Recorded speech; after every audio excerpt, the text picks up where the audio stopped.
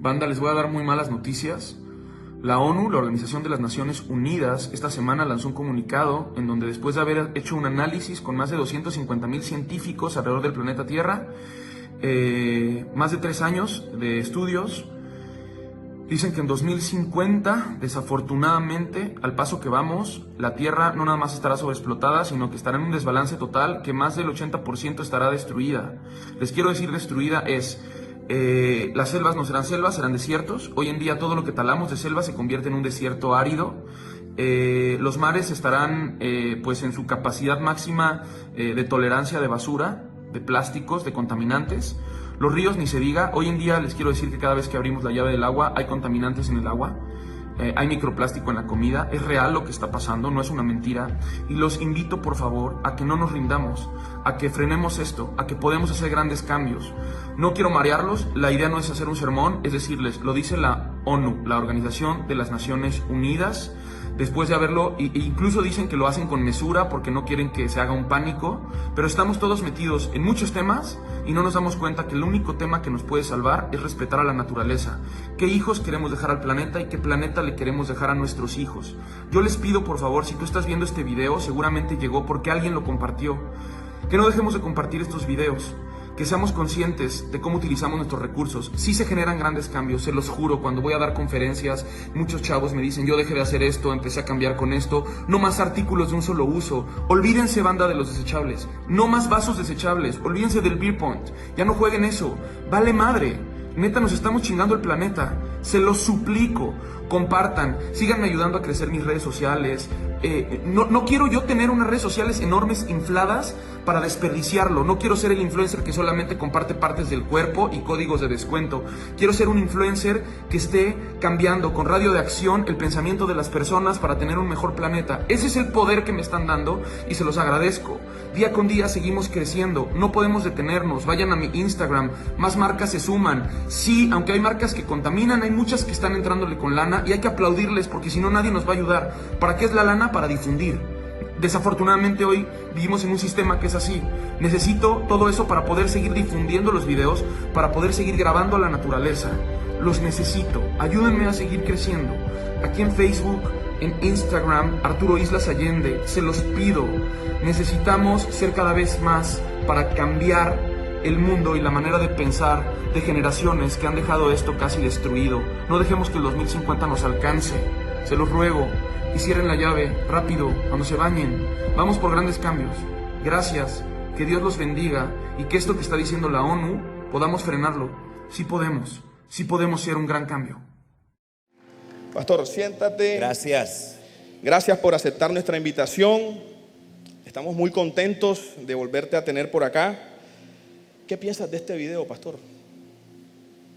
Bueno, el video es el desespero de una persona que solamente piensa desde el punto de vista terrenal. Nosotros estamos aquí y entendemos y sabemos que no es la tierra la que gobierna, sino que es el cielo. Dios es quien gobierna. Se nota a un personaje bastante lleno de desesperación, de un gran deseo, no solamente de aumentar sus seguidores, que de eso hay bastantes en este tiempo, sino que también está una persona que está sencillamente generando, un poco de conciencia, porque necesitamos desde luego crear un poco más de conciencia frente a lo que hoy vemos en la naturaleza, que definitivamente es algo que es notorio, que no hay que ir muy lejos para darnos cuenta de que la naturaleza hoy día está bastante afectada. Y no porque lo diga la ONU, sino porque lo dice la Biblia. La Biblia enseña y dice que esto que hoy está sucediendo y que el mismo Señor Jesucristo dijo que era el principio de los dolores, se va a agudizar. Y cuando esto se agudice, desde luego que la vida no de todos los habitantes de la tierra se acabará, pero sí se acabará la vida de una gran cantidad de personas. Si tú lees la Biblia, en la Biblia es bien claro que no todo el mundo morirá, pero sí morirá, sobre todo en el periodo de la tribulación, dice la Biblia, que una tercera parte de los habitantes de la tierra. Eso significa que se avecina situaciones de tipo físico, desde el punto de vista orgánico. La gente va a morir, las enfermedades se han aumentado, cada día los antibióticos están siendo menos efectivos para una cantidad de bacterias. La Organización Mundial de la Salud está bastante congestionada frente a las demandas de medicamentos y también frente a la demanda de investigaciones de muchas más enfermedades que hoy día los médicos, hoy día hay muchas más enfermedades de ictiología desconocida. Hay muchas más enfermedades que los médicos no habían visto. Y eso a todo nivel. Y eso, por supuesto, habla de lo que está sucediendo y que la Biblia lo profetizó. Así que sí es verdad que estamos frente a algo que es inminente. La Escritura dice, y el apóstol Pedro lo escribió, hablando de lo que ha de ocurrir y de lo que ha de suceder en los últimos tiempos, esto que cada día es más notorio.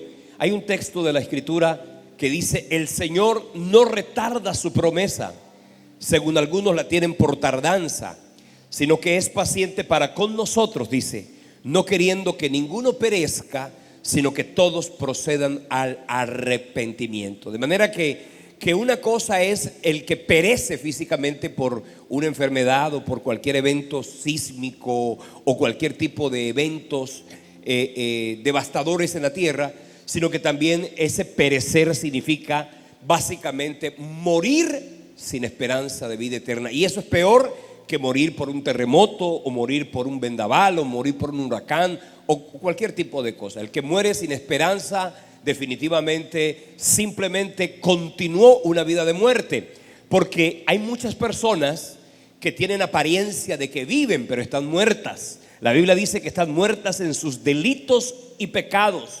Es decir, que nacieron muertas por causa del pecado y continúan muertas. Y un día su corazón dejará de latir, pero su alma nunca obtuvo vida, porque estaban muertos en su espíritu.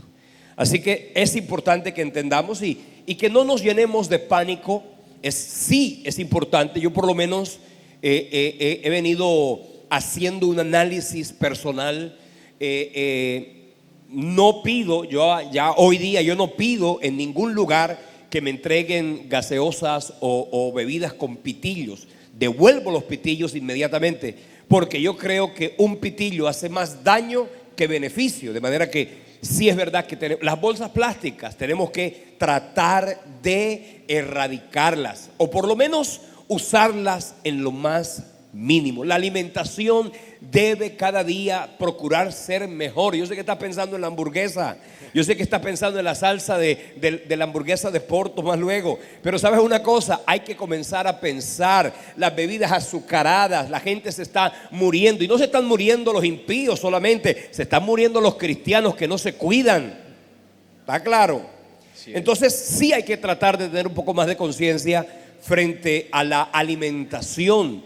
Hoy la gran cantidad de enfermedades, y especialmente las enfermedades cancerígenas, son el resultado de la manera como la gente hoy está comiendo. Comemos para llenar la barriga, no comemos con inteligencia. En mi casa están prohibidas unas cosas que mis hijos no entienden por qué las hemos prohibido, las famosas cositas esas Pringles. Yo eso en mi casa no se lo permito a ellos comprar. Procuramos de alguna manera. Y bueno, las donas. Las donas de, ¿cómo se llama? De Price Mart. 8 donas o 10, una docena de donas en 8,000 pesos. Mire, eso está hecho quién sabe de qué cosa. Eso no puede ser material de alta calidad. Entonces, comer allá en McDonald's, comidas que desde luego están completamente sintetizadas. Y no quiero seguir hablando porque usted va a querer ir a tomarse una sopa de mondongo en su casa más bien. Esta noche yo veo que nadie va para McDonald's esta noche. Esto apenas empieza. Quiero que ahí donde tú estás pienses si tienes alguna pregunta también para el pastor Helio, que ahorita en unos minutos vamos a darte la posibilidad de que te acerques allá a la mitad, tomes el micrófono y puedas hacer esa pregunta. Pastor Elio, hace muchos años he visto cómo gente ha tratado de decir fechas al respecto del fin del mundo. Me he dado cuenta que se han equivocado todos de ellos.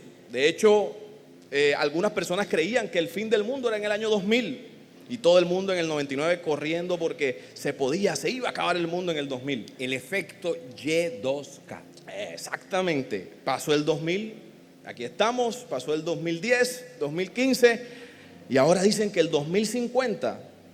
Pastor, ¿será que la Biblia revela exactamente la fecha de este fin del mundo? Bueno, primero que todo hay que tener algo presente, y es que el mundo como tal, el mundo no se va a acabar. El mundo continuará. De hecho, ¿qué es lo que proféticamente se ha establecido en la Escritura? Dios estableció que la vida terrenal va a tener en algún sentido una reconfiguración. Si usted lee la Biblia en la segunda carta de Pedro, capítulo 3, dice en el versículo 7: porque los cielos y la tierra que existen ahora están reservados por la misma palabra, guardados, escuche bien, para el fuego del día del juicio y de la perdición de los hombres impíos. Seguimos leyendo en el versículo 10: porque el día del Señor vendrá como ladrón en la noche, el cual los cielos pasarán con gran estruendo, y los elementos, dice, ardiendo serán deshechos, y la tierra y las obras que en ella hay serán quemadas. De manera que el versículo 11 sigue diciendo: puesto que estas cosas han de ser deshechas, ¿cómo no debéis vosotros andar en santa y piadosa manera de vivir, esperando y apresurándoos para la venida del día de Dios, en el cual los cielos encendiéndose serán deshechos y los elementos elementos siendo quemados se fundirán? Esto lo dijo el apóstol Pedro, y como les decía, sí habrá una reconfiguración de la vida terrenal. Dios establecerá cielos nuevos y Él establecerá tierra nueva. Él reorganizará todo lo que hoy estamos viendo, pero es necesario que el mundo que hoy conocemos sea totalmente reconfigurado. Ahora, lo que no puede ocurrir y lo que no puede suceder es que nosotros nos demos a la tarea de establecer fechas. Porque cuando establecemos fechas, hay que tener en cuenta fechas de qué. Porque las cosas no van a suceder de un día para otro. La vida no se va a acabar de un día para otro. Estamos hablando del año 2050. Mi hermano, déjeme decirle una cosa. ¿A usted le parece que el 2050 está lejos? Pues no está tan lejos. Dentro de poco usted estará cerca del 2050. Pero lo que importa y lo que en realidad debemos tener en cuenta es que es posible que no lleguemos al 2050. Es posible que en algún momento se desaten todos y cada uno de los acontecimientos que la Biblia dice que serán previos a ese gran día de la ira de Jehová, a ese gran día del juicio de nuestro Dios. Pero es importante que usted entienda que antes de que eso suceda, en la Escritura encontramos una serie y en secuencia la Biblia narra una serie de elementos. Por ejemplo, si usted lee la Biblia en Apocalipsis es el libro que mucha gente lee, o mejor, es el libro que mucha gente no lee porque tiene temor y porque le parece que el libro de Apocalipsis es un libro que genera gran inquietud en el alma. Y muchos cristianos inclusive leen el libro de Apocalipsis con temor, otros con terror.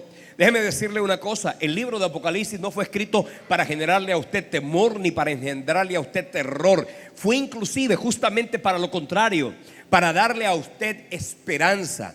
Esperanza en relación a lo que la Biblia dice que va a suceder.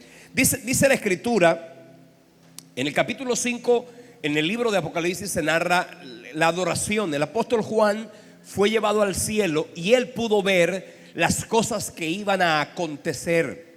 Y estando en el cielo, en esa gran visión que tuvo el apóstol Juan, dice la Biblia que le fue revelado el misterio de los acontecimientos que iban a suceder. Y en el capítulo 6, la Biblia comienza a narrar la forma en que esos acontecimientos se comenzarán a dar. Mira lo que dice Apocalipsis capítulo 6, del 1 en adelante. Vi cuando el Cordero, es decir, el Señor Jesucristo, abrió los sellos. Y cuando dice que Jesucristo abrió los sellos, está hablando de que Él es el único que puede darle apertura a los sellos de la ira del Señor en los últimos tiempos. Dice, abrió uno de los sellos y vi a uno de los 4 seres vivientes decir como con voz de trueno: ven y mira. Y miré, dice aquí, y aquí un caballo blanco, y el que lo montaba tenía un arco, y le fue dada una corona, y salió venciendo y para vencer. El primer jinete es un personaje que algunas personas automáticamente, si yo te pregunto y le pregunto a cualquiera de ustedes, ven acá, ¿quién es ese jinete del caballo blanco? La mayoría de personas, si se lo he preguntado a mucha gente, la mayoría de personas dice: ese jinete del caballo blanco es Jesucristo. Pues déjeme decirle, si usted cree que el jinete del caballo, el primer sello, que es la salida del jinete del caballo blanco, y usted cree que es Cristo, pues está absolutamente equivocado, porque no es Jesucristo, no es Cristo, es justamente el anticristo. De manera que lo primero que va a ocurrir para comenzar a suscitar todo este tipo de eventos es que aparezca el anticristo. Ahora, el espíritu del anticristo ya está en la tierra, y está no ahora, siempre ha estado. En la segunda carta del apóstol Pablo a los tesalonicenses, en el capítulo 2, en el versículo 7, dice: porque ya está en acción el misterio de la iniquidad. Está hablando del accionar del anticristo. Ya está en acción. ¿Y desde cuándo está en acción el misterio, el anticristo? El anticristo está haciendo presencia en la tierra. ¿Sabe desde cuándo? Desde el huerto del Edén. Desde el momento mismo en que Dios lanzó una palabra y Caín decidió matar a su hermano Abel, queriendo de alguna manera el enemigo a través de eso acabar con la simiente que un día restituiría, porque Dios y eso lo dice Génesis capítulo 3 versículo 15, cuando Dios da la sentencia a Satanás, le dice, pondré enemistad entre ti y la mujer, entre tu simiente y la simiente suya. Esta te herirá en la cabeza y tú le herirás en el calcañar. De manera que, fíjense, desde entonces se profetizó que de una mujer nacería uno, que sería aquel que derrotaría a Satanás. Aunque él hubiera sido herido en el talón o en el calcañar, la herida que éste le provocaría sería devastadora, porque sería en la cabeza. Esa profecía, la primera profecía de redención de la Biblia, el mismo Satanás la quiso aniquilar, matando a Abel, matando la simiente, para que de alguna manera la promesa de redención de uno que nacería de una mujer se cumpliera. Y desde entonces usted puede ver en la historia cómo Satanás ha pretendido acabar con la humanidad, y pretendió acabar con la humanidad para acabar con la simiente redentora, que es el Señor Jesucristo. Cuando Cristo viene, ¿qué hace Satanás? Se opone a Cristo. Y cuando el plan de redención se consuma en la cruz del Calvario, Satanás no sabía. Satanás tiene capacidad extraordinaria, pero no tiene atributos de divinidad, porque Él no es Dios, Él es un ángel. Está limitado en el conocimiento, está limitado en el accionar. El único que es omnipresente, omnisciente, omnipotente, eterno, soberano, son atributos exclusivos de Dios. Es cada uno de los miembros de la divinidad. Pero Satanás no imaginaba por ninguna causa que Jesucristo lo derrotaría en la cruz, porque de haberlo sabido, dice el apóstol Pablo, escribiéndole a los Corintios, de haberlo sabido, nunca habrían crucificado al Señor de gloria. De manera que cuando Cristo muere, Satanás es derrotado completamente. ¿Por qué? Porque el imperio de la muerte, quien tenía las llaves de la muerte, era Satanás. Fue él quien introdujo la muerte a la tierra. Él tenía las llaves de la muerte. Cuando Satanás lleva a Cristo a la cruz, él pretendía matarlo. Escúcheme, la muerte de cualquiera de nosotros es legal porque somos pecadores, porque hemos pecado, porque tenemos naturaleza pecaminosa. La muerte de Cristo se volvió ilegal porque en Él no hubo pecado. Por eso cuando Satanás se enfrenta a Cristo en la cruz, dice la Escritura, y al matarlo, porque quien lo mató fue Satanás, Satanás se autodestruyó por una sola razón. Dice Hebreos capítulo 2, versículo 14 y 15. Así que por cuanto los hijos participaron de carne y sangre, Él también participó de lo mismo. Y aquí está el texto diciendo para que de alguna manera, dice, para destruir por medio de la muerte. Oiga bien, ¿cómo se derrotó a Satanás? Se derrotó por medio de la muerte, porque aquella muerte fue injusta. Para destruir, o mejor, para derrotar al que tenía el imperio de la muerte, esto es al diablo. Y aquí dice el versículo 15 que no solamente Cristo derrotó al diablo en la cruz con su muerte, sino que en la cruz, dice Colosenses, exhibió a los principados y a las potestades, dice, triunfó sobre ellos en la cruz. Amén. Con la muerte Cristo derrota a Satanás. Con la resurrección Cristo derrota el pecado y derrota la muerte. Y aquí viene en el versículo 15, dice que por aquello Él puede librar completamente del temor de la muerte a aquellos que estábamos sujetos a esclavitud. Así que, mi hermano, ya la obra de la cruz se completó. Solo que ahora estamos viviendo algo que es la dispensación del evangelio, la dispensación de la gracia. Estamos viviendo la dispensación donde Dios sencillamente, como dice aquí la segunda carta de Pedro en el capítulo 3 versículo 10, dice el texto de segunda de Pedro 3:10, dice: el Señor no retarda su promesa, según algunos la tienen por tardanza, dice, sino que es paciente para con nosotros, no queriendo que ninguno perezca.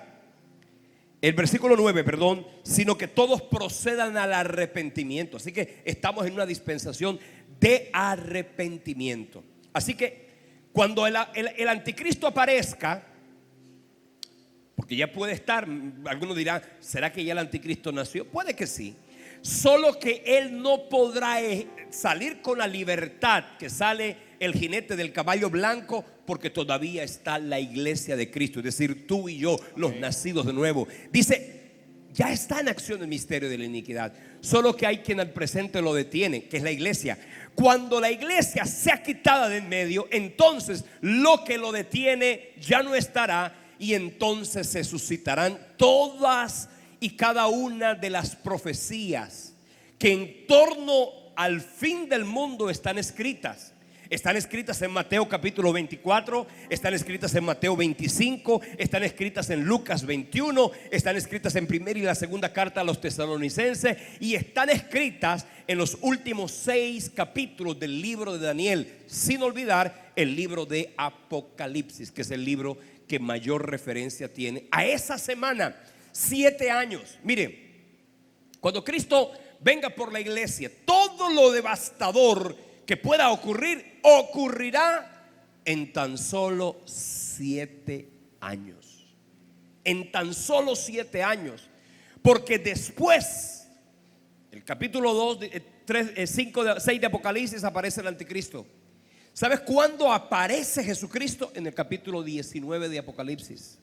Es decir, que desde el capítulo 6 hasta el capítulo 18 estamos hablando de ¿cuánto? 12 capítulos que narran la historia, o mejor, narran el futuro de lo que va a ocurrir en la tierra durante tan solo 7 años. Y en particular durante el último periodo, que sería el periodo de los 3 años y medio finales de una de las profecías más importantes. Mire, si a usted le preocupa y le angustia y le desespera todo esto de la profecía, déjeme decirle, es absolutamente apasionante ir a la Escritura y saber que la profecía no está escrita para generarnos temor ni terror, sino para inspirarnos a caminar en libertad y en bendición.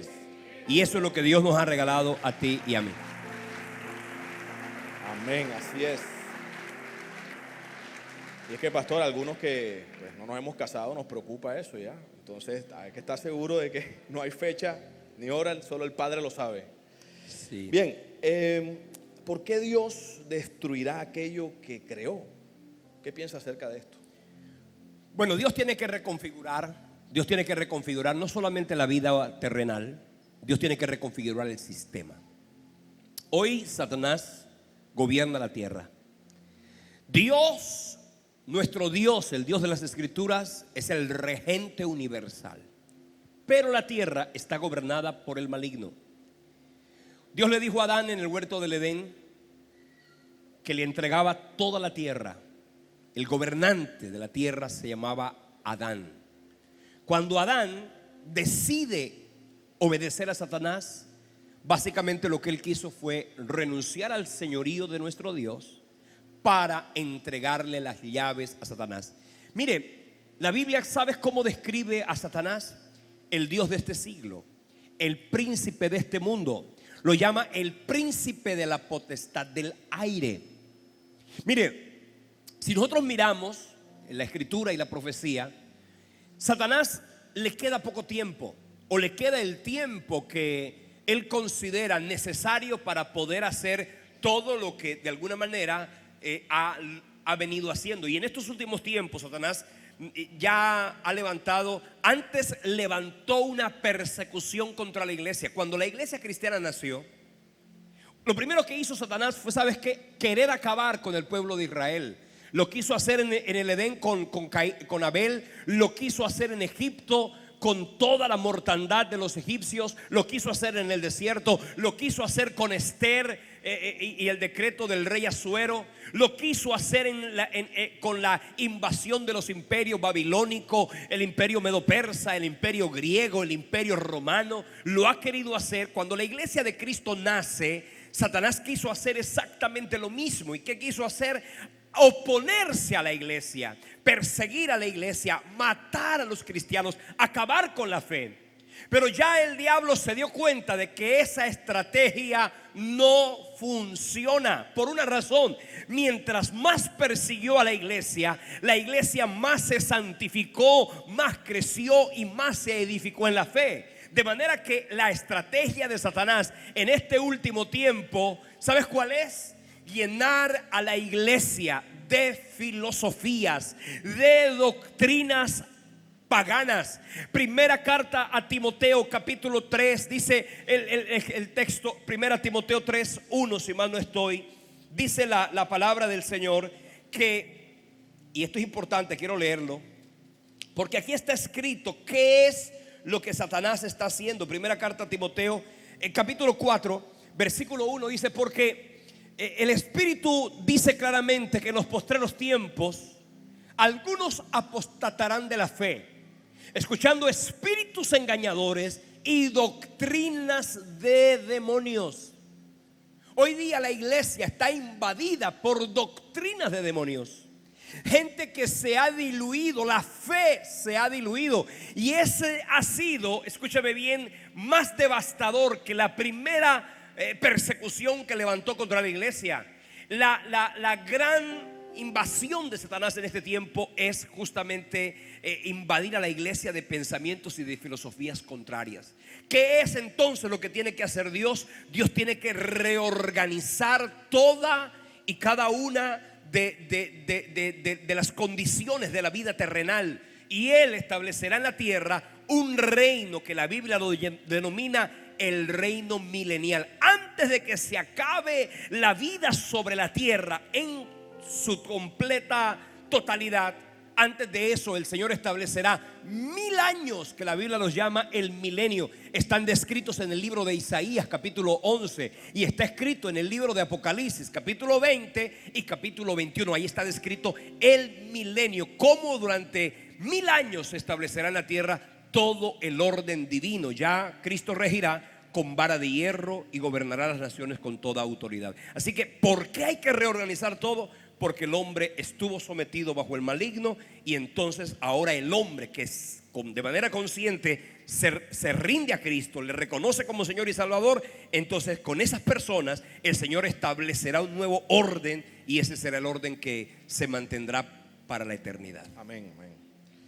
Bien, pastor, el otro día tenía una conversación con un amigo, y pues él me decía que él estaba cuidando bastante el tema del medio ambiente, no solo con lo de los pitillos, sino con el tema también pues de los desechables, y al mismo tiempo me decía, yo me porto bien. Entonces surge una pregunta, y sé que de pronto alguno de ellos ahora mismo la tiene, y es: portándome bien delante de Dios y cuidando el planeta, cuidando el medio ambiente, ¿será que con eso podremos evitar el fin del mundo? De ninguna manera. Tú no puedes detener lo que está escrito. Lo único que puedes hacer es detener sobre ti el juicio de Dios. Quiero que leamos Hechos capítulo 3 versículo 19. Así que mira cómo es que comienza el Señor. Así que arrepentíos y convertíos, Sí, Señor. para que sean borrados vuestros pecados, para que vengan de la presencia del Señor tiempos de refrigerio. Mire, no se trata de detener. Puede que sí, cuidemos el planeta, lo podemos cuidar. Puede que usted cuide su jardín, lo puede cuidar. Puede que usted cuide su figura, la puede cuidar. Puede que usted ayude a que no se devaste más el planeta. Puede ser. Pero lo que en realidad, lo que está escrito, la apertura de los sellos, son 7 sellos. Y cada uno de esos sellos hace referencia a esto. Mire, la Biblia dice que cada uno de esos sellos, cuando se abra, el primer sello es el anticristo, caballo blanco. El segundo sello es el caballo bermejo, la guerra. El tercer sello es el caballo negro, el hambre. El cuarto sello es el caballo amarillo, la muerte. El quinto sello es el sufrimiento que vivirá la gente en la tribulación. Eso es evidente. El sexto sello es, dice la Biblia, un gran terremoto sobre la tierra y señales en el cielo. Hoy día están hablando de los asteroides, que el 3 de octubre de yo no sé qué día, el 10 de octubre. Mire, usted no se alcanza a imaginar la cantidad de asteroides que han pasado por la tierra, solo que hay unos que cogen más fama que otros. Pero en la tierra hay una cantidad de asteroides que golpean la tierra. Se dice que viene uno ahorita para el mes de octubre. Mire, ese asteroide que viene solo se hace peligroso si llega a la tierra un poco más cerca de la distancia que hay entre el Sol y la tierra. Pero de lo contrario seguirán existiendo. Pero sí, la Biblia dice que se levantará sobre la tierra y caerá sobre la tierra una gran roca, que la Biblia la llama ajenjo, porque matará a mucha gente y además contaminará las aguas. Óigame bien, hoy día no, las aguas que están contaminadas no están contaminadas porque ha caído un meteorito, no, están contaminadas porque el hombre las ha contaminado. Pero llegará, Apocalipsis 6, Apocalipsis 8 habla de un gran meteorito, un gran asteroide, una gran roca que caerá sobre la tierra. La Biblia habla de terremotos. Hasta ahora no ha habido ningún terremoto de altísimas proporciones. No, estamos viendo, y hace una semana atrás en California, que es parte del cinturón de fuego del Pacífico, se produjeron por lo menos 6 terremotos durante 15 días. 6 terremotos. Ustedes vieron una película que se llamaba San Andrés. La gran falla de San Andrés habla de que se aproxima un terremoto de grandísimas proporciones. Se presume que sea de 10 punto algo en la escala de Richter.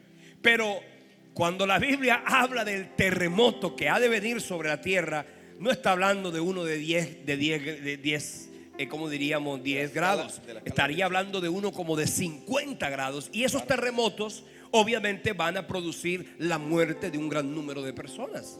Así que no es portándome bien que se va a detener todo eso. Ni siquiera, mire, ni siquiera dejando de comer pitillo, de usar pitillo. Usted va a seguir teniendo esa destrucción de manera inminente. Sí hay que cuidar el planeta, pero lo que está escrito, y déjenme decirle una cosa, es maravilloso ver cómo está descrito de una manera tan específica. El próximo 23 de julio comenzaré un seminario que tiene por título Literatura Apocalíptica. Lo estaremos realizando en este salón el martes 23 y durante 9 semanas. Quiero que me muestres la imagen. Es el estudio del libro de Daniel y el libro de Apocalipsis. Específicamente vamos a estudiar esos 2 libros en particular para mostrar y narrar todo lo que tiene que ver con la cronología escatológica de todo lo que ha de venir sobre la tierra. Así es. De hecho, me hace recordar, pastor, usted fue el que me dictó esa asignatura en el seminario y se me amplió enseguida mi visión de todo el panorama profético y aprendí todo lo que hasta ese momento no había aprendido. Así que aprovechemos y vengamos a ese seminario. Bien, después de escuchar todas estas cosas de terremotos y guerras, le entra a uno como la pregunta de ¿qué esperanza entonces tenemos los que creemos en Cristo Jesús frente a este fin del mundo? Bueno, señores, la esperanza más importante, ¿sabes en qué grado se encuentra? Que la iglesia será quitada de la tierra. Apocalipsis capítulo 3 versículo 10. Quiero que leamos Apocalipsis 3:10.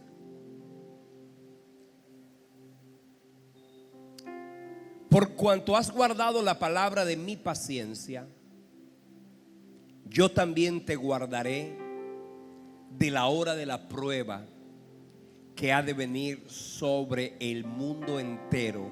Amén. Para probar a los que moran sobre la tierra. ¿Cómo podemos evitar esto? Solamente de una forma, como dice Hechos 3:19. Arrepentidos y convertidos, vamos a poder ver cómo Dios nos hará salir de lo que se denomina la gran ira de nuestro Dios. Primera Tesalonicenses capítulo 4 versículo 13 y Primera los Corintios capítulo 15 versículo 51 habla de un acontecimiento que la Biblia lo denomina el arrebatamiento de la iglesia.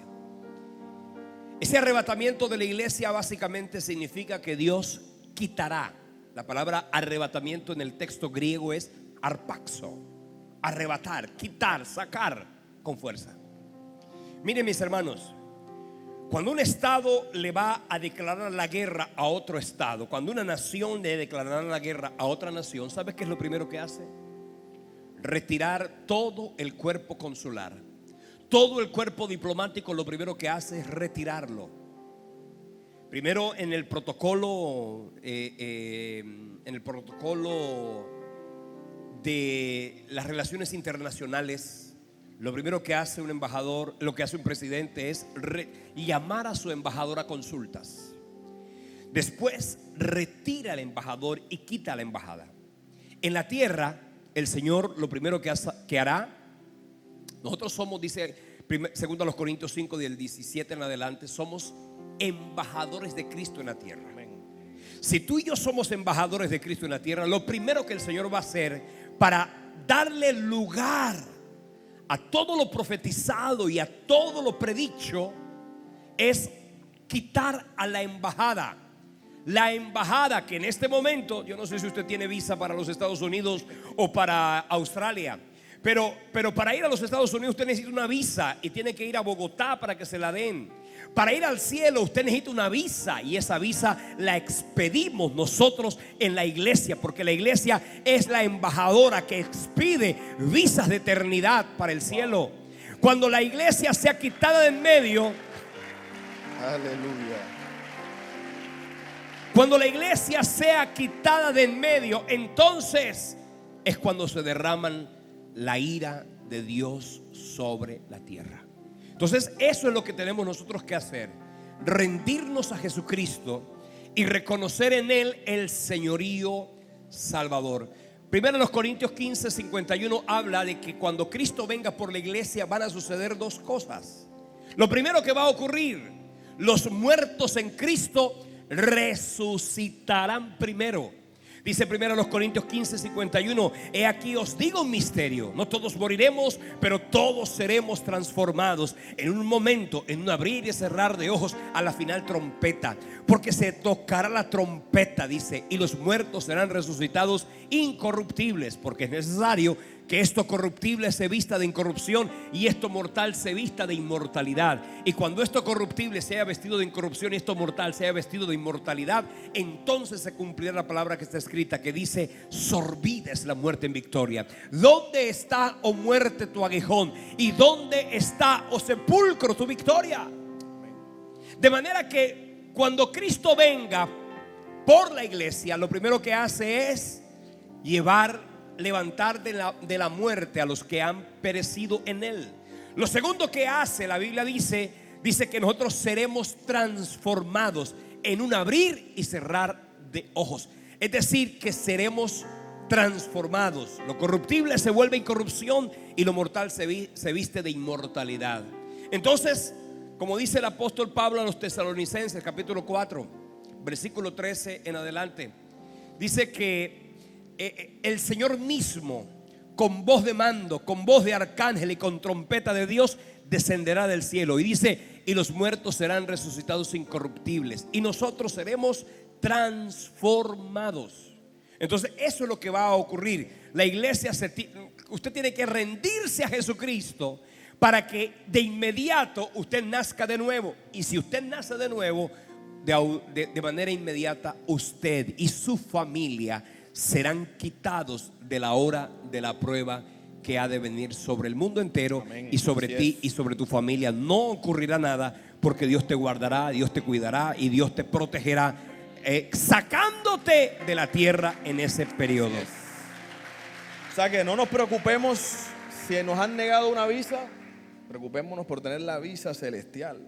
Esa es la que importa. Bien, quiero saber si tenemos preguntas aquí en el auditorio. Si hay alguien que tiene una pregunta, vamos a pasar rápidamente a que nos haga esa pregunta. Entre otras cosas, pastor, ¿sabes qué puedo concluir también? ¿De qué nos sirve estar cuidando el tema del medio ambiente, de los pitillos, de los vasos, si en nuestra casa nos portamos mal, no honramos a nuestros padres, vivimos pecando? De nada nos va a servir. Así que es mejor tener al Señor en nuestro corazón y vivir esperando su venida. Ahora, déjame decirte algo, Pedro, y quiero decirles una cosa. Esta conciencia que se ha venido desatando en los últimos tiempos de protección y de preservación de la naturaleza, de alguna manera es parte de lo que la Biblia denomina la gran ramera y la gran Babilonia, que son dos mujeres que se encuentran descritas en el capítulo los capítulos 13, 14, 15 y 16 de Apocalipsis. Protegerla, ¿qué es lo que ha venido ocurriendo? Que la gente le dé importancia al planeta, pero se olvide del Creador. Así es. ¿De qué sirve que cuides el planeta si tu relación con Dios no es real? Así que lo primero que tiene que ocurrir y suceder es que tú restaures tu relación con Dios, y quien restaura su relación con Dios podrá mirar al planeta como la creación, no como el creador, porque hay algunos que han visto la naturaleza como si fuera Dios. Ok. ¿Quién tenemos allá? Nombre y pregunta, por favor. Buenas noches, pastor. Pastor Pedro, buenas noches. Mi pregunta es la siguiente. ¿Qué significan las 70 semanas de Daniel actualmente? ¿Todavía están contando? ¿Cómo es esa pregunta? ¿Cómo me la respondería? ¿Tú no quieres venir al seminario de literatura apocalíptica? Ok. Pues sí te voy a decir. Eso se encuentra en Daniel capítulo 9, del 24 al 27. Dice el Señor así: sabe pues y entiende que desde la salida de la orden para restaurar Jerusalén hasta el Mesías príncipe habrá 7 semanas y 62 semanas. ¿Ok? 7 semanas y 62 semanas habla de 69 semanas. Después de terminada la semana número 69, dice: se le quitará la vida al Mesías y el reloj profético de Dios se detiene para darle lugar al tiempo de los gentiles, que es el tiempo que estamos viviendo nosotros acá. En el capítulo 9, versículo 27, dice la escritura que por una semana más el anticristo hará un pacto con Israel, y a la mitad de la semana él hará cesar el sacrificio y la ofrenda. Quiere decir que esa profecía, la profecía de Daniel, es el reloj profético de Dios. Allí tú puedes saber con exactitud cómo es que se van a producir cada uno de los eventos. Ahora, la profecía de Daniel se llama la 70ª semana de Daniel, o la profecía de las 70 semanas. No son semanas de días, son semanas de años, que en hebreo se llaman Sabatón. Esas semanas de años se componen de 7 años. Y cada una de esas, o mejor, la profecía no tiene nada que ver con la iglesia de Cristo, que somos nosotros. Esa profecía es la profecía que tiene que ver con Dios y la nación de Israel, y la relación de Israel con el anticristo. ¿Sabe por qué mucha gente cuando lee la Biblia se confunde y se preocupa y se angustia y se asusta? Porque no saben diferenciar y presumen que cuando se habla del pueblo de Dios nos referimos a nosotros. Y déjeme decirle una cosa: nosotros somos el pueblo de Dios, pero en la Biblia hay 2 pueblos de Dios. Uno es el pueblo de Israel y el otro es la iglesia de Cristo, que somos nosotros los nacidos de nuevo en Cristo Jesús. De manera que hay que aprender y diferenciar. El arrebatamiento de la iglesia no es para Israel, es para la iglesia. Y la tribulación no es para la iglesia, es para Israel. Cuando usted lee Mateo 24 y 25, Cristo se está refiriendo a Israel sobre todo. Por eso hay momentos en que pareciera que el Señor Jesucristo hace una cantidad de declaraciones y pareciera que nosotros estuviéramos allí, pero no está hablando de nosotros la iglesia, está hablando del pueblo de Israel, porque el Evangelio de Mateo fue escrito al pueblo hebreo, no a la iglesia de Cristo. Ok. Siguiente pregunta. Bueno, buenas noches, Hernán Rueda. La pregunta es la siguiente: la Biblia dice que seremos, cuando estemos allá, seremos como los ángeles que no se casan ni se dan en casamiento. Entonces entendemos que también entendemos que cuando subamos lo que es el alma, que es donde nuestros sentimientos, nuestras memorias y todo eso, sube con el Señor en el cuerpo incorruptible. La pregunta es: allá no reconoceremos de pronto a los hermanos en Cristo, no nos acordaremos de las personas que se perdieron. Entendemos que no hay tristeza ni nada de eso. Ya para terminar, es simplemente entenderemos que Él es el Señor y lo reconoceremos porque el Espíritu nos lo dice. Pero ¿a qué hay de nuestros hermanos, de nuestra familia? Okay. ¿No lo reconoceremos? Ok. ¿Quieres contestar ¿Qué esa piensa pregunta? de eso, pastor? Tú estudiaste conmigo. No, sí. Deberías contestar esa pregunta, ¿no? Pues hay ¿Quién teoría. quiere que la conteste, Pedro? No, hay posturas. Sí. De hecho, a mí me la han hecho ya. Ajá, contesta. Y pues yo creo que el cuerpo, este cuerpo como tal, en el momento de que sea raptado, va a tener una transfiguración. O sea, seremos cuerpos gloriosos. Luego, cuando estemos en el cielo, yo soy de los que piensa, y la Biblia también lo dice, de que veremos al Señor, lo sentiremos porque tenemos el Espíritu Santo, o sea, ya sabremos que Él es nuestro Dios y conoceremos la gente, pero no necesariamente sabremos que esa persona era la que estaba con nosotros aquí en la tierra, pero habrá algo que nos dirá que sí es conocido, o sea, sabremos que es, pero al mismo tiempo no tendremos la certeza porque si no, entonces lo que tú dices se daría en casamiento. Entonces la gente allá arriba, no, también nos casamos y también, y la idea es que según lo que dice la palabra, que nuestro cuerpo va a sufrir un cambio, una transfiguración. Luego nosotros allá, pues no es que yo diga, me encontré al Pastor Helio, Pastor, ¿cómo está? Y lo toque y todo, no, pero yo sabré que ese es el Pastor Helio. ¿Sí me hago entender? Entonces, ¿cómo complementa? Eclesiastés capítulo 9 versículo 5 dice: porque los que viven saben que han de morir, pero los muertos, mira lo que dice aquí, los muertos nada saben, ni tienen más paga de su trabajo, porque su memoria es que puesta en olvido. Cuando nosotros lleguemos al cielo, prácticamente la conciencia de nuestra relación terrenal y temporal se reseteará por completo. Así es. Y allí no nos conoceremos. Ay, ¿dónde estará mi mamá, mi abuela, mi tía? No habrá reconocimiento. O que yo te vea a lo lejos y diga, ya está el Pastor Helio. O que ustedes digan, no habrá reconocimiento. Simplemente todos. Porque qué tal, imagínense ustedes allá, todo el mundo haciéndole la fila a Pablo, a preguntarle a Pablo un poco. No, allá todo el mundo, allá no habrá favoritismos. Todos los seres que estemos en el cielo, todos, y que recibamos una corona, toda la tendremos que rendir ante el Señor Jesucristo, porque Él es el único que merece y recibirá toda gloria, toda honra y toda alabanza. Nuestra memoria puesta en olvido. Vamos con la última pregunta de la noche. Se nos acabó el tiempo. Bueno, vamos a ver rápidamente. Buenas noches, saludos. Mi nombre es Alejandra. Bueno, la pregunta es la siguiente. Con base en Romanos 10:9, dice que si confesares con tu boca a Jesús por Señor y crees en tu corazón que Dios le resucitó entre los muertos, serás salvo.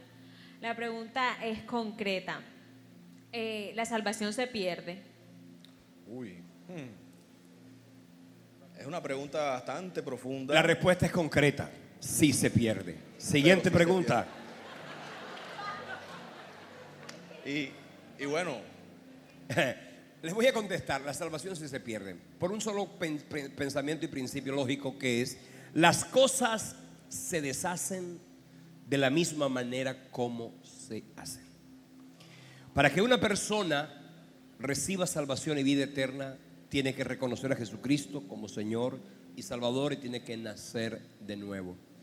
Pero también es importante que tengamos en cuenta que cuando una persona apostata de la fe, dice, leíamos ahorita 1 Timoteo 4:1, en los postreros tiempos algunos apostatarán de la fe. ¿Qué es apostatar? ¿Qué es la apostasía? La apostasía es rechazar la fe, es volver atrás. Miren, la carta a los Hebreos es una carta que tiene 13 capítulos, si mal no recuerdo. Y la carta a los Hebreos fue escrita justamente para aquellos hebreos que habían reconocido a Jesucristo como Señor y Salvador. Y los hebreos estaban siendo perseguidos porque los judeocristianos, los hebreos cristianos, estaban siendo perseguidos por los hebreos no cristianos. Entonces, algunos pretendían volver atrás. Y cuando usted lee la Biblia, en el capítulo 10 de la carta a los hebreos, nos damos cuenta de que esa carta fue escrita justamente para que la gente no volviera atrás. Hebreos capítulo 10 versículo 26 dice así: porque si pecáremos voluntariamente después de haber recibido el conocimiento de la verdad, no queda ya más sacrificio por el pecado, sino una horrenda expectación de juicio, de hervor de fuego a los que ha de devorar a los adversarios. Entonces, el que viola la ley de Moisés, versículo 28, por el testimonio de 2 o 3 testigos muere irremisiblemente. ¿Cuánto mayor castigo crees que recibirá el que pisoteare al Hijo de Dios y tuviere por inmunda la sangre del pacto en la cual fue santificado? Y dice aquí, e hiciere afrenta al Espíritu de gracia. De manera que si usted lee la Biblia, te vas a dar cuenta que inclusive la Biblia habla del naufragio de la fe. Algunos naufragan en la fe. ¿Y qué es naufragar en la fe? Es volver atrás. El apóstol Pedro escribió algo que definitivamente, y con esto quiero terminar, para decirte la forma como puede ocurrir esto, que es absolutamente devastador y profundamente terrible.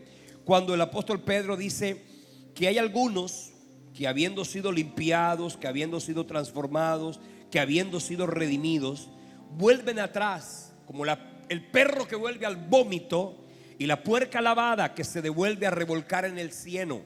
Es decir, hay gente que vuelve atrás, y ese volver atrás es sencillamente naufragar en la fe, apostatar de la fe, y eso hace que una persona sencillamente pierda su salvación. Okay. Ahora sí, la última ya, porque estamos de tiempo. El release. Cuando en la Biblia hablan del mensaje de las 7 iglesias, y en algunas partes como que juzga a esas iglesias perderían la salvación. O, por ejemplo, ¿qué tal? ¿Cómo sabemos si somos una de esas iglesias? O sea, ¿cómo yo tengo la certeza de que cuando Jesús arrebata la iglesia, yo me voy a ir? O sea, hay personas que creyendo en Jesús se pueden quedar en la tribulación. No. Se trata de la seguridad de esa Voy a salvación, leerte, ¿verdad? a propósito, y como estás haciendo referencia a las iglesias, hay una palabra que le dijo el Señor a la iglesia de Filadelfia. Sí, creo que es Filadelfia. Dice: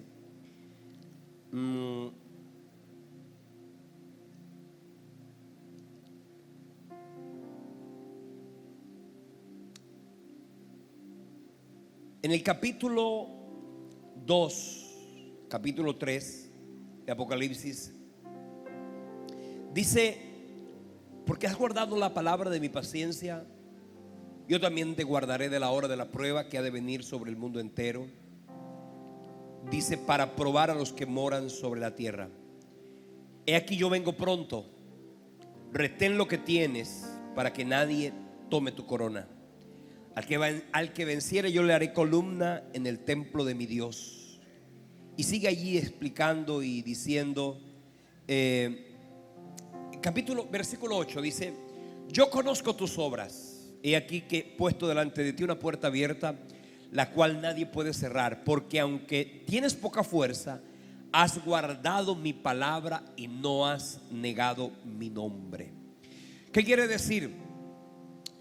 La salvación no es colectiva.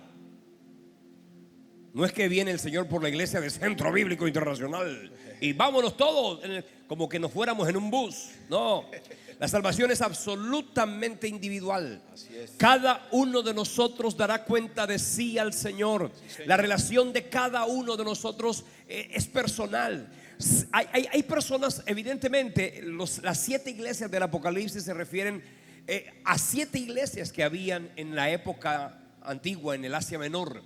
Pero también se describe a la iglesia de Cristo a lo largo y ancho de la historia.